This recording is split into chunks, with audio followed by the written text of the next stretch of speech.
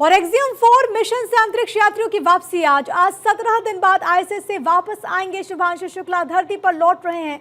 शुभांशु समेत कुल 4 अंतरिक्ष यात्री 23 घंटे का ये सफर और उसके बाद धरती पर उतरेगा अंतरिक्ष यान। जाहिर है कि हर किसी के लिए ये खबर बेहद ज्यादा अहम हो जाती है क्योंकि आईएसएस पर जाने वाले पहले अंतरिक्ष यात्री भारतीय मूल के शुभांशु शुक्ला। हालांकि इससे पहले 1984 में अंतरिक्ष पर गए थे राकेश शर्मा और उनके बाद शुभांशु शुक्ला जो कि वहां पर 17 दिनों तक रहे और उसके बाद उन्होंने स्टडी की।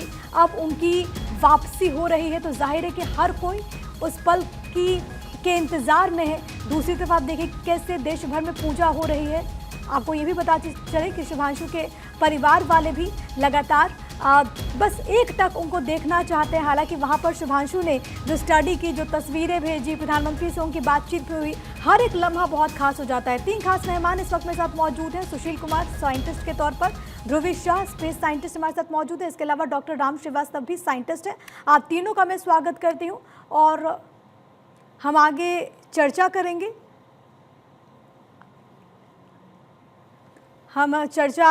लेकिन फिलहाल के लिए आपकी टीवी स्क्रीन पर ये बड़ी जानकारी और आगे अब प्रोसेस क्या होगा क्योंकि वो 7 दिनों के आइसोलेशन में रहने वाले हैं। मेडिकल, मेंटल और हेल्थ टेस्टिंग उनकी होगी, लेकिन ये लम्हा हर किसी के लिए खास हो जाता है। आपको ये बताते चले धरती पर वापसी की यात्रा उनकी शुरू हो चुकी है। बीते दिन वो वापसी के लिए निकल गए हैं। एक्सियम 4 मिशन के तहत उनकी वापसी हो रही है। आईएसएस से उनका स्पेसक्राफ्ट बीते दिन अनडॉक हो चुका है और ये मिशन भारत समेत हंगरी और पोलैंड के लिए भी अंतरिक्ष में वापसी का प्रतीक है। लेकिन खास तौर पर अगर इंडियन स्पेस के लिहाज से हम समझें तो जितनी भी हमारी जो मिशंस हैं, जो तैयारियां हैं, उसमें शुभांशु का ये जो अनुभव है वो बेहद ज़्यादा महत्वपूर्ण हो जाएगा।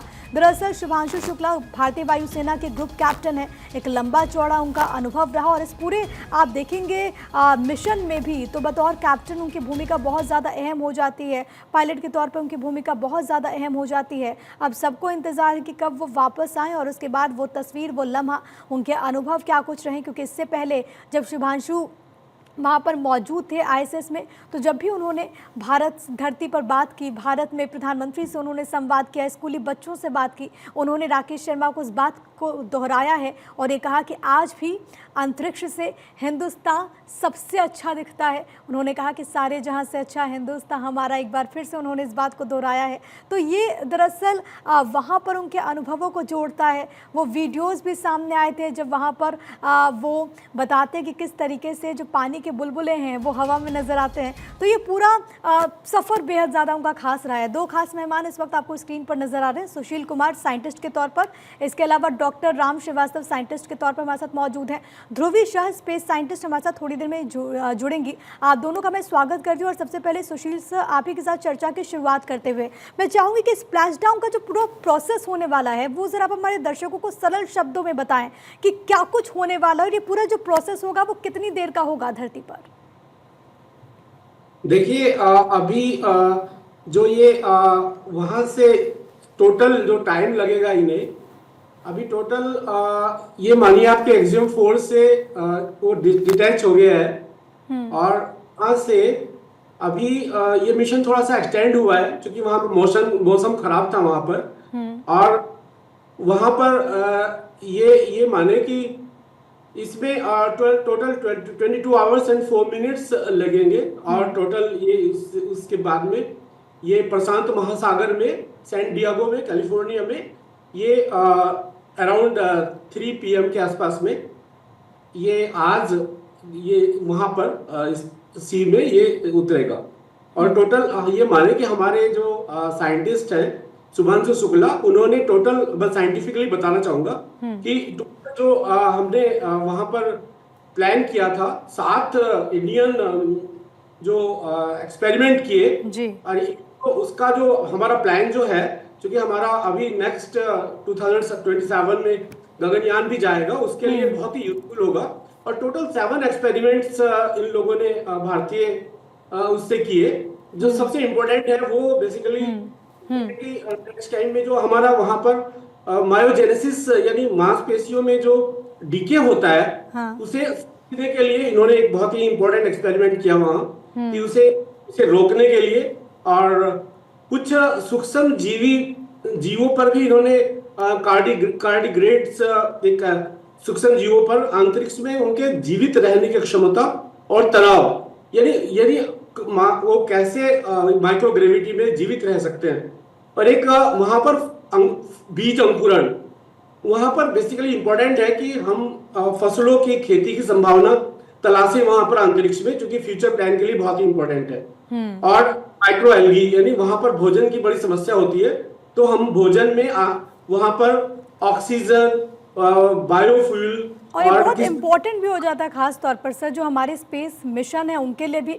कुल 60 स्टडीज़ उन्होंने की है, जिसमें भारत के संदर्भ में बात करें तो इसमें 7 स्टडीज़ इसमें शामिल है, अध्ययन शामिल है। लेकिन राम श्रीवास्तव सर, आपके पास आते हुए एक्सपर्ट कमेंट में जानना चाहूँगी कि अब वो आएंगे शुभांशु शुक्ला पृथ्वी पर, तो आगे का प्रोसेस क्या है? क्योंकि जाहिर है कि पृथ्वी और वहाँ पर तो आसमान ज़मीन का फ़र्क है ही, ऐसे में उनकी बॉडी को भी वक्त चाहिए होगा। तो कहा जा रहा है कि बाकायदा उनको वहाँ पर डॉक्टर्स की निगरानी में रखा जाएगा। क्या से प्रोसेस होने वाला है राम सर? कल जिस समय उनका डॉग जो है अनडॉक हुआ था और वो पृथ्वी के चारों तरफ इंटरनेशनल स्पेस स्टेशन से अलग होकर घूम रहा था अंडाकार रास्ते में, उसके थ्रस्टर्स ऐसे चालू किए गए जिससे उसकी गति धीरे धीरे कम हो गई। और एक विशेष एंगल पर, क्योंकि जिस तरह से तालाब में अगर आप कोई पत्थर फेंकेंगे और नीचे झुककर फेंकेंगे तो वो उछलता हुआ चला जाएगा पानी के ऊपर, बाद में डूबेगा। ठीक इसी तरह से अंतरिक्ष से जब कोई चीज़ नीचे आती है, अगर विशेष एंगल से नहीं आएगी तो वो टकराकर वायुमंडल से वापस स्पेस में चली जाएगी। तो वो सबसे खतरनाक क्षण होता है। दूसरा खतरनाक क्षण होता है कि वायुमंडल में प्रवेश करने के बाद घर्षण से वहाँ जो टेम्परेचर बढ़ता है 2000 डिग्री से भी ज़्यादा हो जाता है, और उससे हमारे अंतरिक्ष यान के भीतर बैठे हुए सभी एस्ट्रोनॉट सुरक्षित रहें, इस तरह से उसकी डिज़ाइन की जाती है। और उसके चारों तरफ जो अग्नि होती है उसमें चार्ज पार्टिकल होते हैं, उसको प्लाज्मा कहते हैं। फिर वो धीरे धीरे थ्रस्टर्स की गति उल्टी दिशा में चलाकर उसको आसानी से नीचे लाते हैं। नीचे लाकर अब वो नीचे आ चुका है, वायुमंडल का जो खतरनाक दूसरा पहला था वो उसने समाप्त कर दिया, अब वायुमंडल में प्रवेश कर चुका है। और एक ऑर्बिट होती है लगभग 90 मिनट की, तो अभी उसके जो ऑर्बिट का हिस्सा है वो धीरे धीरे कम करके उसको अभी वो पृथ्वी के चारों तरफ चक्कर लगाएगा, धीरे फिर उसके पैरासूट खोल दिए जाएंगे।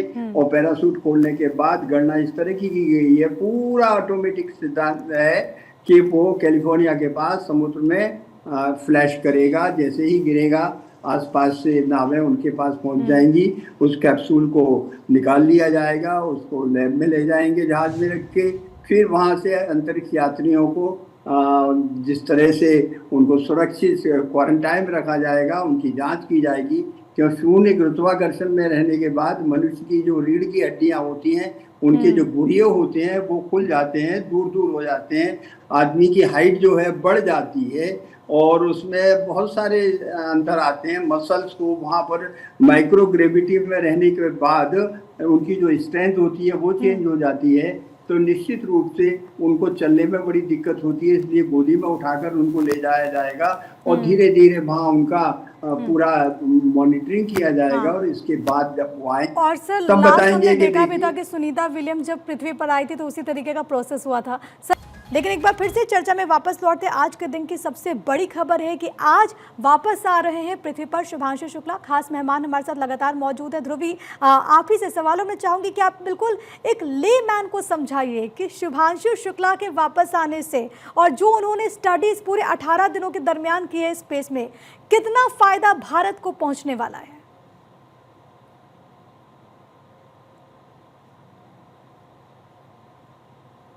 नमस्कार सबको। मैं अभी अपनी एमटेक के लास्ट ईयर में हूँ, तो मैं आपको बहुत सरल भाषा में ये समझाती हूँ कि जब पृथ्वी पर वापस आते हैं हमारे अंतरिक्ष यात्री, तो उनके लिए चीज़ें बहुत अलग हो जाती है। क्योंकि जो आपने बताया ज़ीरो ग्रेविटी का डिफरेंस, उनकी बॉडी पे बहुत ज़्यादा प्रभाव पड़ता है ग्रेविटी का। उसी के साथ साथ जब वो नीचे आते हैं हमारे पास वापस पृथ्वी पे, तो उनका नज़रिया, उनका चीज़ों को देखने का, हमारा फ्यूचर देखने का जो नज़रिया है वो बिल्कुल बदल जाता है। क्योंकि उन्होंने वो चीज़ एक्सपीरियंस करी होती है ऊपर अंतरिक्ष में, जो चीज़ हमारे लिए पृथ्वी पे बैठकर सोचना या उसके बारे में पढ़ना थोड़ा सा मुश्किल हो जाता है। बट जो एक्सपेरिमेंट्स वो करके वापस आए हैं, उनके जो रिजल्ट्स आए हैं, उससे जो हमारे भारत का जो अंतरिक्ष का सफ़र है आगे का, वो कुछ हद तक बहुत सरल हो जाएगा। क्योंकि अभी तक इसरो ने कोई मैन मिशन हेल्ड नहीं किया है, तो जो फ्यूचर में गगनयान, जो हमारा गगनयान मिशन है, उसके लिए जो सपोर्ट उन्हें हम पब्लिक से चाहिए, जो नॉर्मल लोग हैं, जो जिनको स्पेस के बारे में ज़्यादा नहीं पता, उनसे जो सपोर्ट चाहिए वो इस सक्सेस के बाद उनको मिलेगा। एंड हमने ये साबित कर दिया है कि जो बाकी सुपर पावर्स हैं, यूएस है, रशिया, चाइना, उनकी तरह हम भी अपने एस्ट्रोनॉट्स को इन लैंड ट्रेन कर सकते हैं। एब्सोल्युटली बिल्कुल सही कह रहे हैं आप। इससे बहुत ज़्यादा भारत को फ़ायदा पहुंचेगा और सबसे बड़ी बात है कि भारत उन देशों में लगातार शामिल है जो कि इस पूरे लिहाज से काफ़ी अग्रणी माने जाते हैं, और यही कारण है कि बाकी देशों के साथ भारत ने भी इस पूरे प्रोजेक्ट में अपना योगदान दिया है। लेकिन सुशील सर, मैं आपसे समझना चाहूँगी, क्योंकि 1984 में राकेश शर्मा गए थे और उसके बाद 2025 में शुभांशु शुक्ला, एक पूरा वक्त निकल चुका है, पीढ़ियाँ गुजर चुकी हैं, लेकिन शुभांशु के आने के बाद और इस पूरी स्टडीज से, खास तौर पर जो हमारे गगनयान मिशन की बात करें या फिर अपने स्पेस स्टेशन की बात करें, उसमें शुभांशु के जो अनुभव हैं, जो एक्सपीरियंस है, वो कितना काम आएंगे? सुशील सर। देखिए, शुभांशु जी ने अभी प्रत्यक्ष रूप में कैसे अंतरिक्ष यान की लॉन्चिंग होती है, कैसे डॉकिंग होती है, अनडॉकिंग कैसे होती है, स्प्लैश डाउन कैसे होगा, इन सभी चरणों को बहुत ही प्रत्यक्ष रूप से अनुभव किया है। तो सर्टेन ये 100% है कि गगनयान मिशन के लिए ये व्यवहारिक अनुभव जो उन्हें हुआ है, इसका बहुत फायदा होगा। और फ्यूचर के जितने भी स्पेस प्लान है या दूसरे कंट्री जो देख रहे हैं स्पेस में जाने के लिए, उसमें इंडिया सबसे आगे होगा। ये बहुत इंपॉर्टेंट है। एक अंतरिक्ष में जो हम माइक्रो ग्रेविटी में रहते हैं, उसमें बहुत इंपॉर्टेंट है कि भविष्य में जो लोग अंतरिक्ष में जाएंगे, उनका मेडिकल और उनकी बेसिकली साइकोलॉजिकल किस तरह का तैयारी होगी, उसमें उसे समझने में और स्पेस एग्रीकल्चर को समझने में, क्योंकि वहां पर कैसे, जैसे ये एक्सपेरिमेंट जो इन्होंने किए हैं, उनका क्या रिजल्ट रहा, और फ्यूचर में वो बीज अंकुरण, माइक्रो एल्गी जैसे जो फ्यूचर में फूड के काम आएगी, उसमें ये बेसिकली, और भोजन, ऑक्सीजन उत्पादन की संभावनाएं क्या रहेंगी फ्यूचर प्लान्स में, ये बहुत इंपॉर्टेंट है। एक ये हमें समझना होगा कि हम इसमें अंतरिक्ष, भारत की जो अंतरिक्ष में नेतृत्व क्षमता है, उसे एक बहुत ही स्ट्रॉन्ग इससे हमारे पुश मिलेगा और भारत सबसे आगे होगा इन सब चीजों में। और हमारे साथ के साथ एक्सपेरिमेंट जो हमने किए हैं, उनके रिजल्ट्स भी अभी आज पता चल जाएंगे हमें, उसमें हमें और क्या करना है और किस तरह से आगे बढ़ना है तेजी से, ये बहुत इंपॉर्टेंट होगा। ठीक है राम सर, आपसे भी इसी से जुड़ा हुआ सवाल, क्योंकि जब हम बात करते हैं अंतरिक्ष की और जब बात करते हैं भारत के स्पेस मिशन की, हमने देखा है कि हालिया वर्षों में उसमें काफ़ी तेज़ी लाने की कोशिश की गई और इसका नतीजा भी देखने को मिलता है। जब ऐसे मिशंस चलाए जाते हैं, हमने देखा कि चंद्रयान 3 वो पूरे देश ने देखा, इवन दुनिया में भी उसको देखा गया, उसकी चर्चा हुई। लेकिन अब शुभांशु के वापस आने से उन तमाम स्पेस मिशन को कितना ज़्यादा किक मिलेगा, कितना ज़्यादा ये बाकी स्पेस मिशन के लिए इम्पोर्टेंट हो जाता है, एक तो ये, दूसरा ये कि इस पूरे मिशन के तहत एक प्राइवेट पार्टनरशिप भी एक नज़र आती है, तो इसमें प्राइवेट सेक्टर का योगदान आप कैसे देखते हो और इन फ्यूचर के लिए कितना इम्पैक्ट पड़ेगा उन तमाम प्राइवेट सेक्टर्स पर जो कि इसमें शामिल होना चाहते हैं भारत के भीतर? भारत के भीतर प्राइवेट सेक्टर का एक बहुत महत्वपूर्ण रोल आज की तारीख में आ गया है, क्योंकि जो काम अकेला एक ऑर्गेनाइजेशन या DRDO या इसरो के वैज्ञानिक करते थे, अब उनका बहुत सी चीज़ ऐसी होती हैं, ऑक्सिलरी रिक्वायरमेंट्स, जिनके लिए कि उनको या तो विदेशों का मुंह झांकना पड़ता था या वो खुद के वैज्ञानिकों को लेबोरेटरी में, जैसे कार बनती है तो कार का इंजन अगर बनाया जाता है तो उसके अलग अलग पार्ट जो होते हैं वो बहुत सारी कंपनियां मिलकर बनाती हैं। एक अकेला कोई कार का प्रोडक्ट नहीं करता, मार्केट से खरीदता है। इसी बिल्कुल। तरह से आप टेलीविजन देखिए, टेलीविजन के डिफरेंट कंपोनेंट जो होते हैं बाजार से अलग अलग कंपनियों के बने हुए खरीद करके एसेम्बलेट करते हैं, जिससे काम जल्दी हो जाता है। यही हाल स्पेस मिशन में है। स्पेस मिशन में इसरो अगर पूरा का पूरा काम करने लगे तो बहुत लंबा समय लगता था।